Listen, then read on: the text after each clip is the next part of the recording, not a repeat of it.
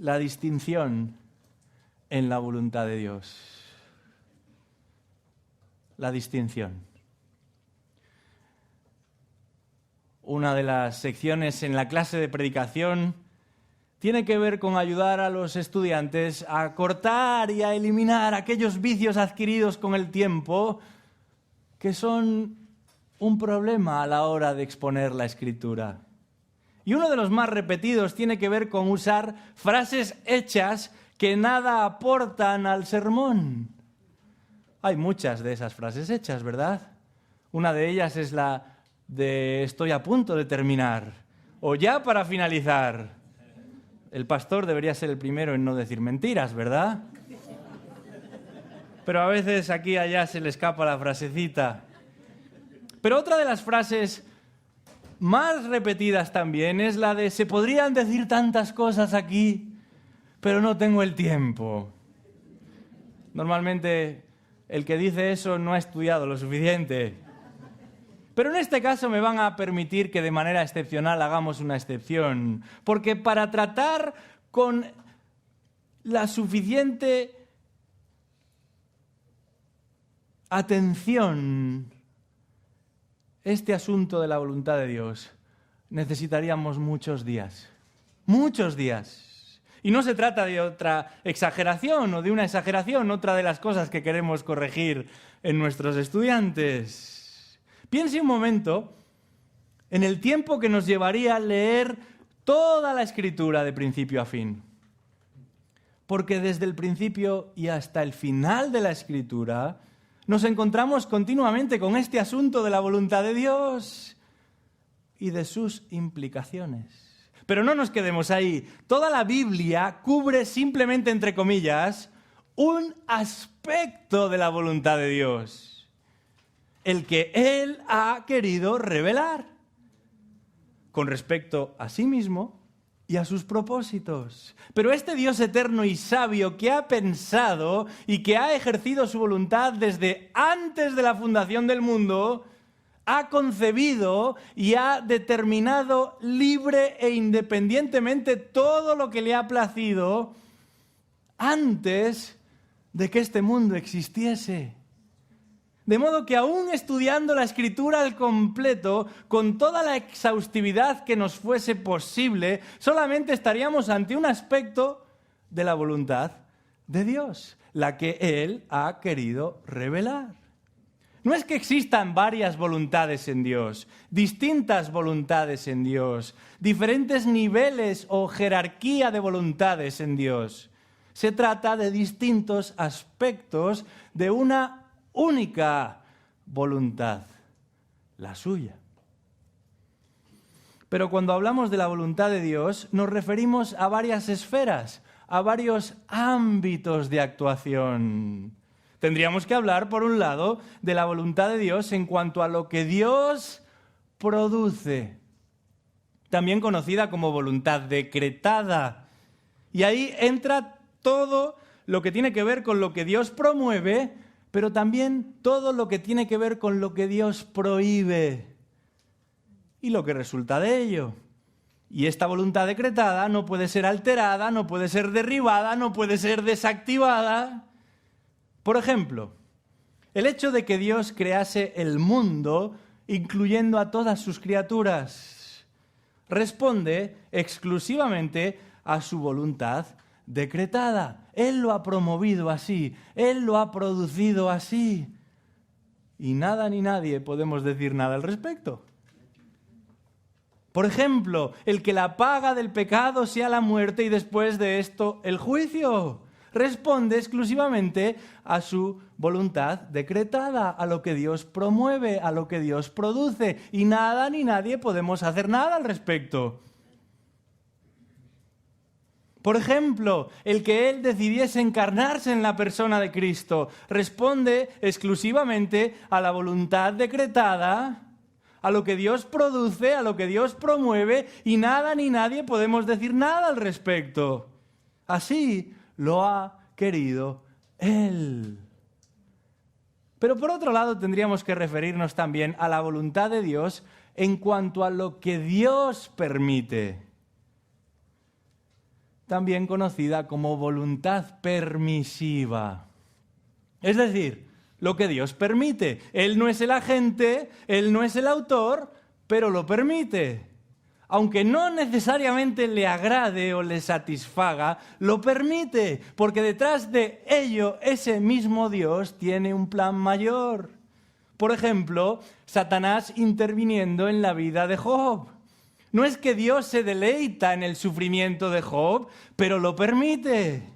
Porque aunque ni el mismo Satanás lo sabe, Dios tiene un propósito superior aún en lo que Él permite que otros lleven a cabo.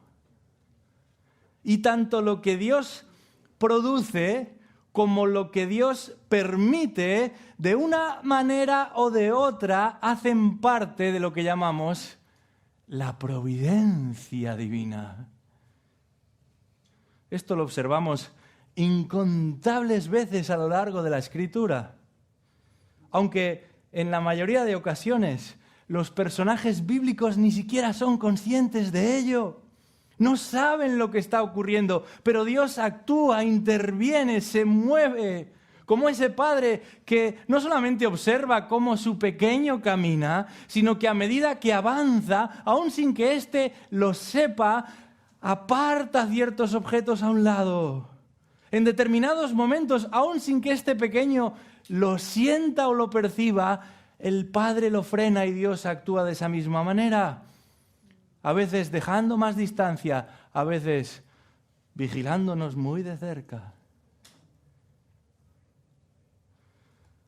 Piense solamente en lo que sucede a lo largo del libro de Jonás.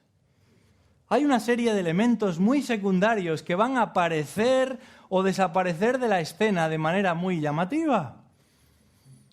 Jonás ni es consciente, ni los ha previsto, ni imagina que van a tener lugar. El mar, la tormenta, el gran pez, ese sol excepcionalmente intenso, el viento solano, la pequeña oruga. Lea ese libro de Jonás y se dará cuenta como varias veces hay una expresión que se repite y que explica por qué en cada preciso momento y en cada preciso lugar, cada uno de esos elementos se va a hacer presente. El texto dice, entonces Dios dispuso, Dios preparó, Dios articuló. Tanto en lo que Dios produce como en lo que Dios permite. Él está obrando. A veces silenciosamente, a veces enérgicamente, a veces declaradamente, a veces veladamente. Pero siempre, ya sea detrás de la escena o a la luz de lo que su palabra nos revela, Él es el Dios soberano. Nadie mejor que Él sabe cómo gobernar este universo. Él está en derecho de hacerlo y tiene la destreza para hacerlo. Y a nosotros, como criaturas que somos, nos corresponde rendirnos al Creador, someternos a su voluntad. Nos toca sujetarnos a Él. Pero hablar de la voluntad de Dios también supone referirnos a un tercer aspecto de esa voluntad. Y no es otra cosa que lo que Dios pide. Lo que Dios produce, lo que Dios permite y lo que Dios pide.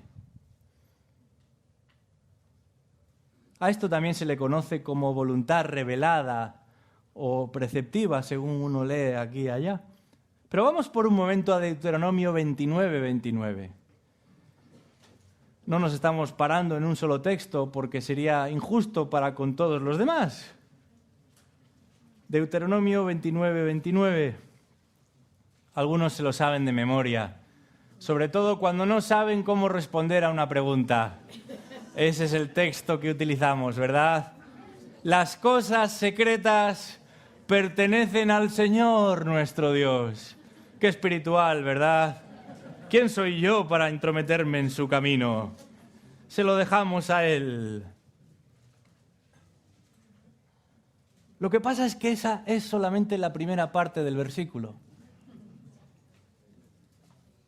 Es verdad, hemos de reconocer que hay realidades sobre las que Dios no ha querido hacernos partícipes. Sus caminos son más altos que los nuestros. Pero no nos olvidemos de mencionar la segunda parte del versículo. Dice Deuteronomio 29:29, las cosas secretas pertenecen al Señor nuestro Dios, mas las cosas reveladas nos pertenecen a nosotros y a nuestros hijos para siempre, a fin de que guardemos todas las palabras de esta ley. El énfasis de este versículo no está en lo secreto, sino en lo revelado. Es cierto, hemos mencionado que lo que Dios produce y lo que Dios permite no siempre forma parte de lo que Dios revela explícitamente. Muchas veces sí, pero no siempre es así. Sin embargo, lo que Dios pide, escúcheme bien en este punto, lo que Dios pide, todo lo que Dios desea que sepamos, está recogido en su palabra. Todo lo que Dios espera y pide y demanda de nosotros está recogido en su palabra. En lugar de preguntarnos qué quiere Dios para mí, podríamos empezar a preguntarnos qué pide Dios de mí.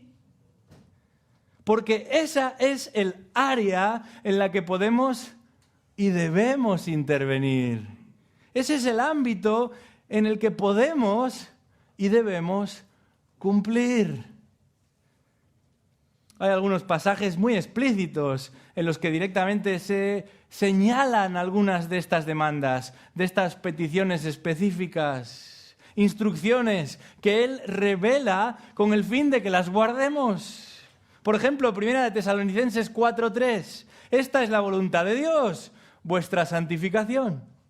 O 1 Pedro 2:13, someteos por causa del Señor a toda institución humana, porque esta es la voluntad de Dios. O 1 Tesalonicenses 5:18, dad gracias a Dios en todo, porque esta es la voluntad de Dios. Pero piensen algo muy importante.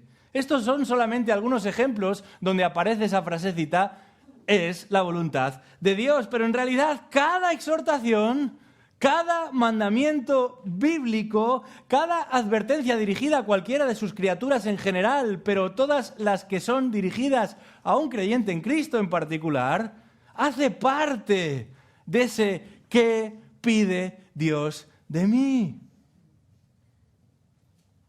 No son 5, 6 o 7.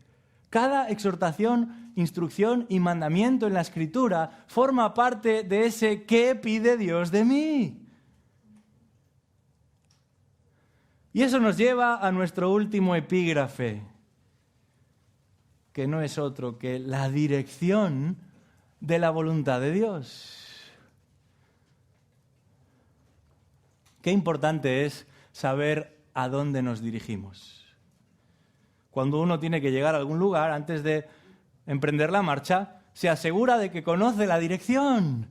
Nuestro GPS no funciona si antes no introducimos la dirección. ¿Cuál es la dirección a la que nos lleva la voluntad de Dios?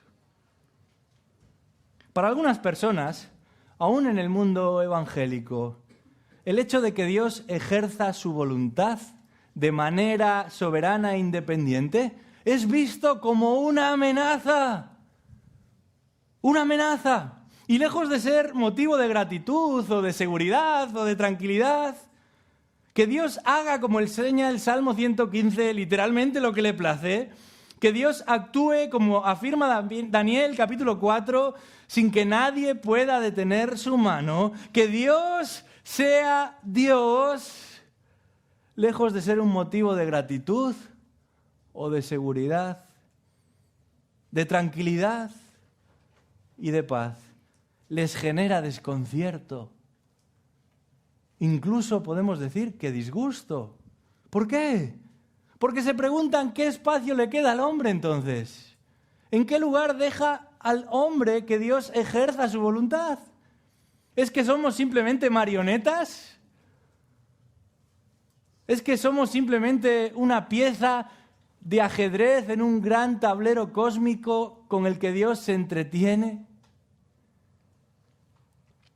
Permítanme decirles que esta reacción o esta posición no solamente es incorrecta, sino que además resulta infundada.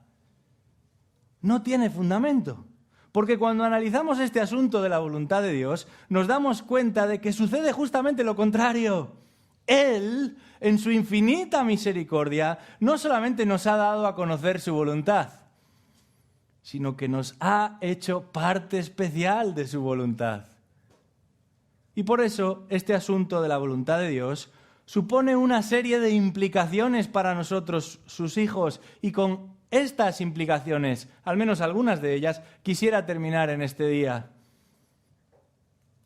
La doctrina de la voluntad de Dios nos lleva, en primer lugar, a contemplar la grandeza de Dios. A contemplar la grandeza de Dios. Y esto de la contemplación en el mundo protestante en ocasiones suena raro, suena mal. Nos lleva a pensar en esos ermitaños, en esos místicos, en esos ascetas que se alejan de las gentes y se dedican a levitar. Pero la idea de contemplar es la idea de dejar de mirarnos a nosotros mismos y detenernos ante la grandeza del gran yo soy. La idea de contemplar es la de meditar en lo que Dios ha hecho a lo largo de la historia, particularmente con sus hijos y personalmente con cada uno de nosotros.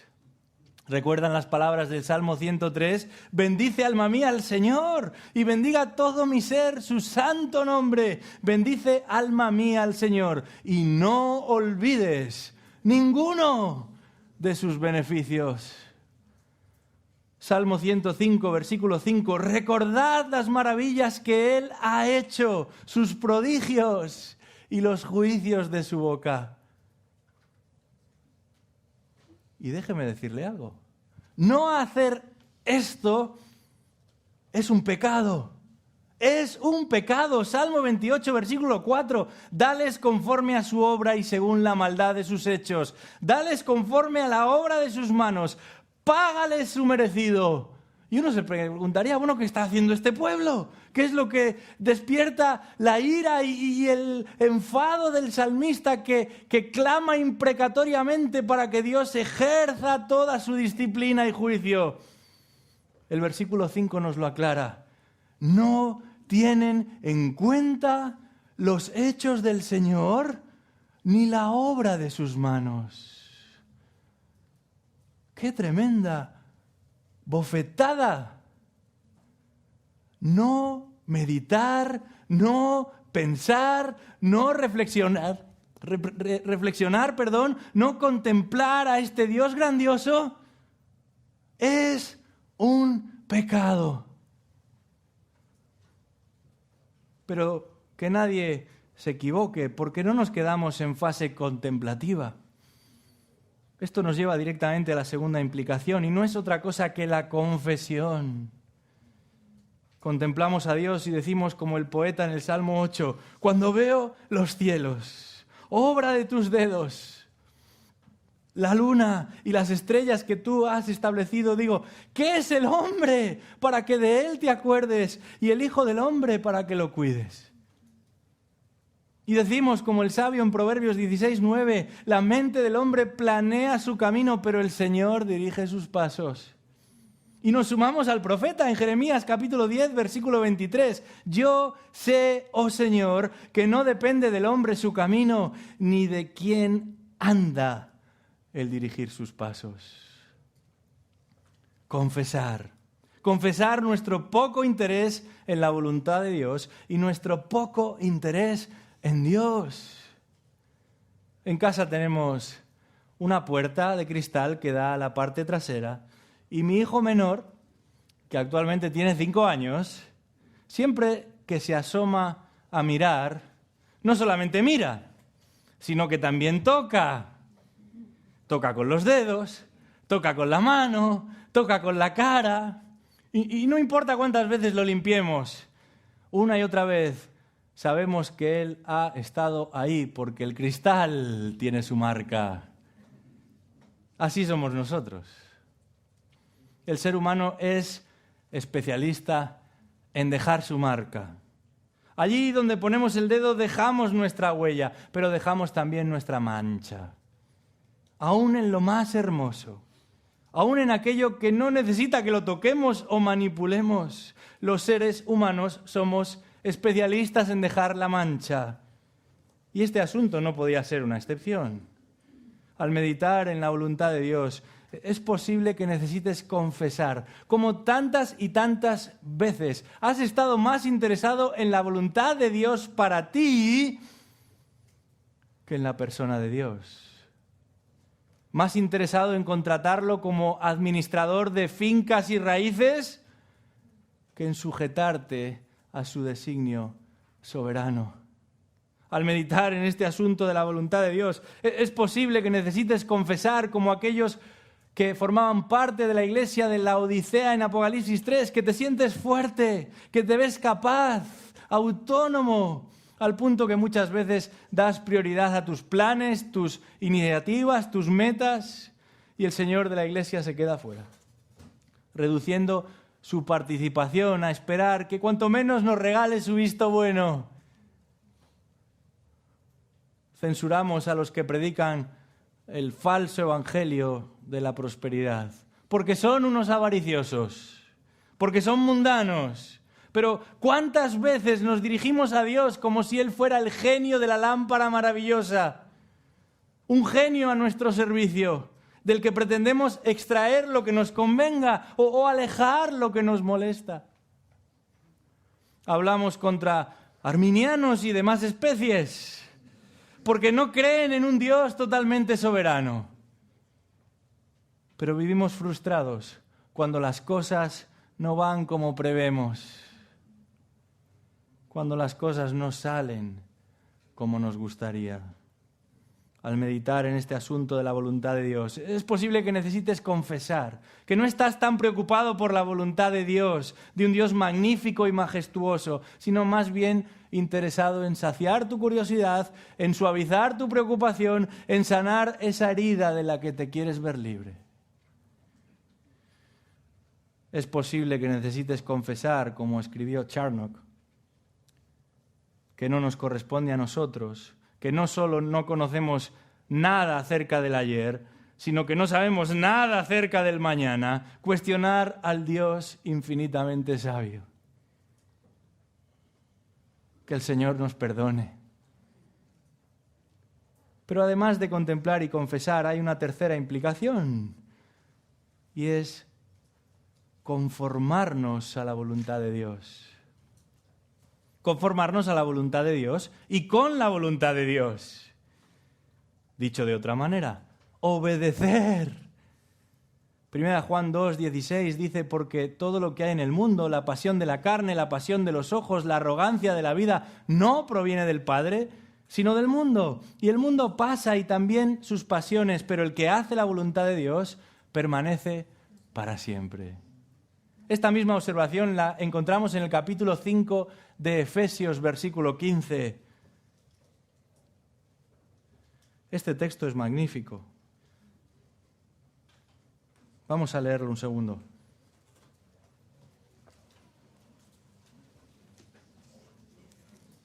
Efesios 5, versículo 15.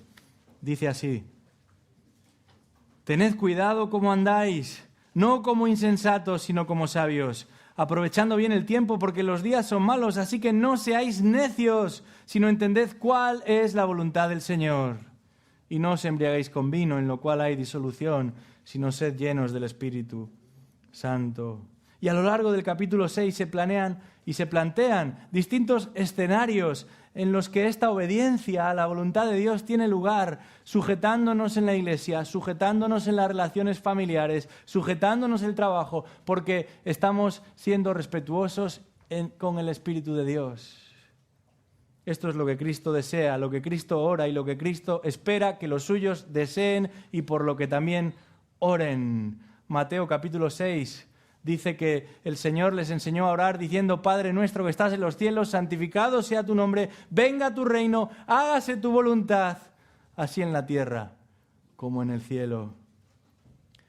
Solamente hay dos maneras en las que el cristiano puede verse libre del pecado: por providencia divina, gracias a Dios por ello, y por obediencia a la voluntad divina, gracias a Dios por ello. Pero no obedecemos simplemente con el fin de evitarnos males mayores. Cuando nos proponemos obedecer al Señor, las circunstancias, por poco agradables que puedan parecer, dejan de ser objeto a evitar, como el que va sorteando obstáculos en la carretera, y se convierten en oportunidades de certificar nuestra lealtad al Señor, de manifestar, de ratificar nuestro compromiso con Cristo. Ayer mismo supe de un hermano, un hombre joven, con esposa, hijos, que se encuentra en una fase realmente avanzada de un cáncer mortal.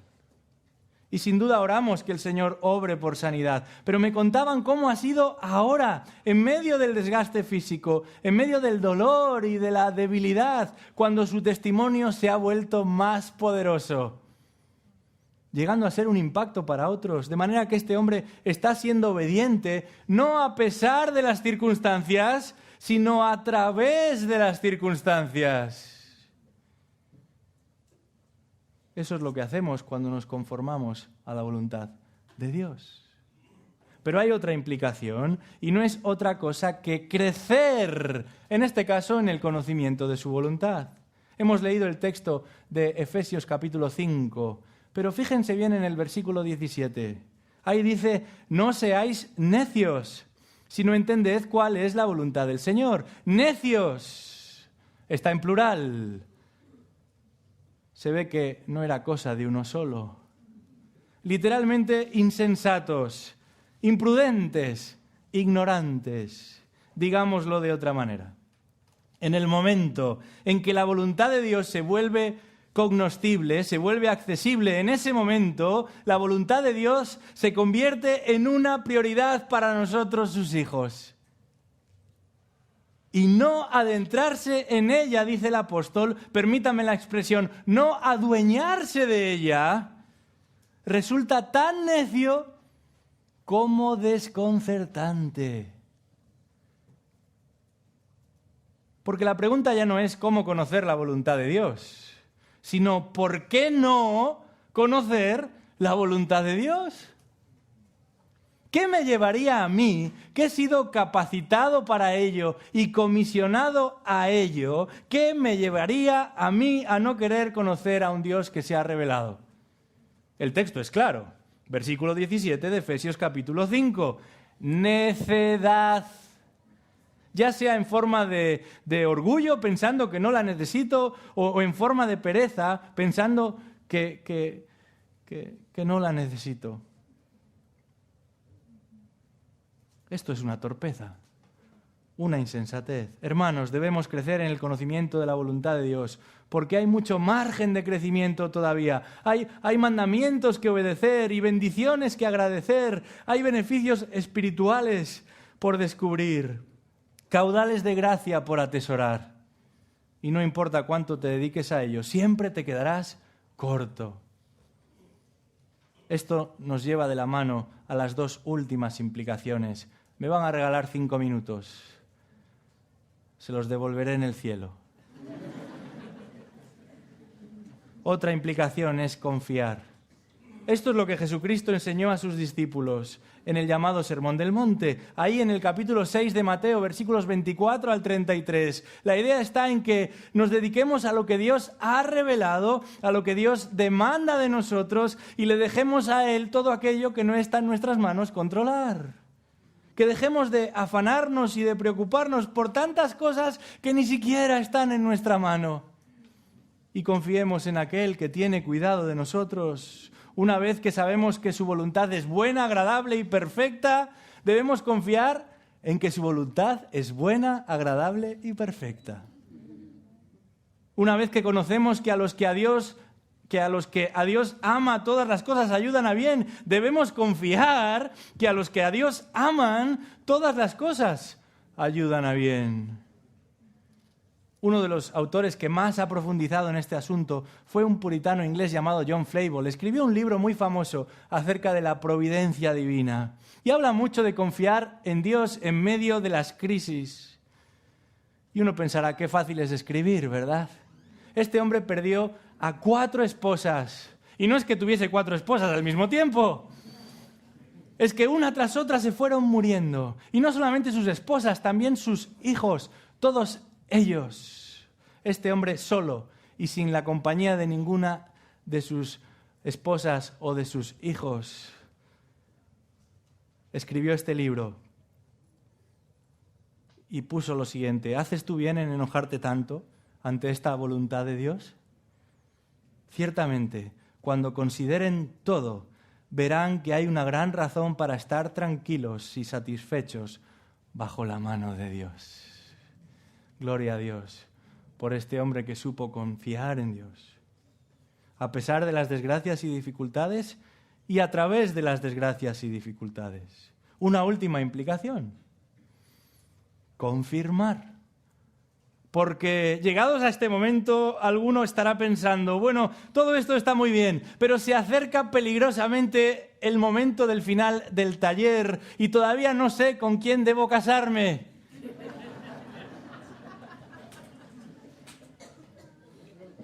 Déjeme terminar con 3 principios bíblicos que nos ayudan a confirmar cuál es la voluntad de Dios para mi vida. El primero de ellos no es otra cosa que orar. Por ahí debemos comenzar, porque cuando oramos reconocemos que es Dios el que dirige nuestros pasos. Confesamos nuestra dependencia del Señor, pero también nuestro deseo de ajustar nuestra voluntad a la suya. Este es un patrón que se repite en la Escritura. Salmo 143:10 dice: enséñame a hacer tu voluntad. Es una oración porque tú eres mi Dios. Y qué bendición es saber que Dios no solamente escucha nuestras oraciones, sino que responde nuestras oraciones. Empecemos por ahí, empecemos por orar. Pero sigamos también por examinar nuestro corazón. El cristiano es el guardián de su propio corazón. Hemos dicho que puede resultar muy traicionero, por eso debemos examinarlo constantemente. Y hay algunas preguntas que nos pueden ayudar a examinar nuestro corazón. La palabra de Dios nos ayuda a hacerlo. ¿Voy a poder glorificar a Dios con esto que deseo hacer? ¿Va a frenar o va a potenciar mi crecimiento espiritual? ¿Generará una dependencia o me hará esclavo esto que tanto deseo? ¿Puedo ser bendición para otros? ¿Puedo poner en práctica mis dones y mis talentos? Son algunas de las preguntas que el Nuevo Testamento nos va salpicando allí atrás, pero hay muchas más. Examinemos nuestro corazón a la luz de lo que la palabra de Dios enseña. Y hay algo más. Consultemos con otros hermanos. Consultemos, no buscando un salvoconducto o tratando de obtener un sello de aprobación o un permiso que me dé licencia para lo que yo deseo.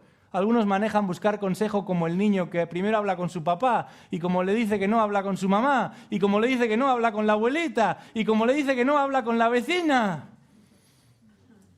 La idea es acercarse a hermanos que son maduros, que nos conocen, que nos aman, que están dispuestos a orar por nosotros y que en lo que sugieran buscarán la gloria de Dios, además de nuestro bien. Este es un modelo bíblico, este es un modelo que encontramos en el Antiguo y en el Nuevo Testamento. Les dije que íbamos a subirnos en una nave espacial y estamos a punto de aterrizar. Algunos se han caído por el camino.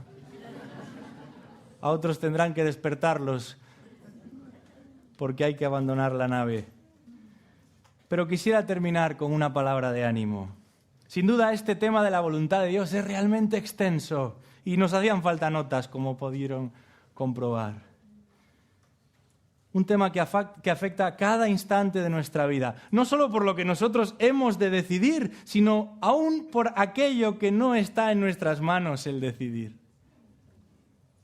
Sin embargo, precisamente es la voluntad de Dios la garantía de que nuestra vida, si somos del Señor, si le pertenecemos a Él, está escondida en Cristo.